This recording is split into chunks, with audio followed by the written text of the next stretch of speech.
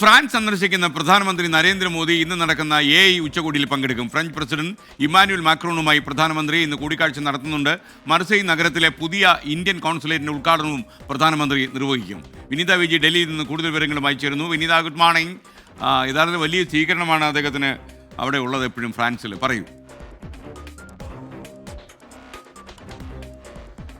തീർച്ചയായും എസ്കെൻ, very good morning എസ്കെൻ.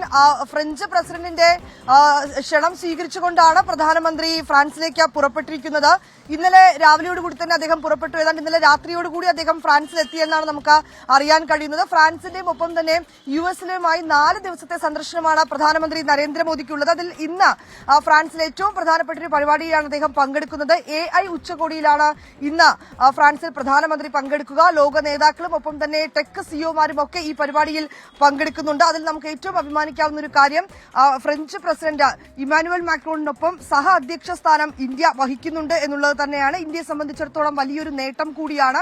വിവിധ മേഖലകൾ കേന്ദ്രീകരിച്ചുകൊണ്ടുള്ള ചർച്ചകളിലേക്കടക്കം ഇന്ന് അത്തരം സെക്ഷനുകളൊക്കെ തന്നെ ഉണ്ടാകുമെന്നാണ് നമുക്ക് അറിയാൻ കഴിയുന്നത്. ഈ ലോക നേതാക്കളും ഒപ്പം തന്നെ ആഗോള ടെക് സിഇഒമാരും ഈ പരിപാടിയിൽ പങ്കെടുക്കുന്നുണ്ട്.